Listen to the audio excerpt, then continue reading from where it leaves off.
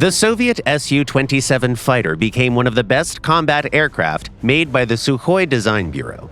It had an impressive range, a high top speed, a good payload, and modern avionics, all of which allowed it to compete with many other aircraft and even outperform some. But the promising future of this machine went down when the Soviet Union collapsed. Russia had no money to purchase a large pool of new fighters. Other former Soviet republics had even less. To survive in the new reality, the Sukhoi Bureau had to try its hand at the international market, which meant looking for foreign buyers and competing against very experienced opponents. Fortunately for the company, it did have something to offer. Back in the late 1980s, after the Su-27 had been in the air for a few years, it became clear that a two-seat combat aircraft would be a great addition. A single pilot simply had too much to think about, especially if they had to command a wing. Engineers decided to base the new prototype on the two-seat combat trainer version, the Su-27UB. It received air refueling equipment, a new satellite navigation system, and an improved radar. Designated the Su-30, the new fighter made its maiden flight back in 1988. And that was the very plane that the Sukhoi Bureau proposed for export. The aircraft visited multiple air shows across the globe, with its pilots performing aerobatic stunts as part of its promotion.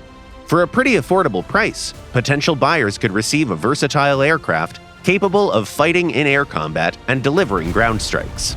The Su-30 had few direct competitors. The F-16 belonged to a different class, while the F-15 had a much bigger price tag. The Eurofighter Typhoon was the main opponent in many regards, but the Russian plane was more attractive for some customers because the manufacturer offered a domestic production license. India ended up being one of the main buyers for the Su-30.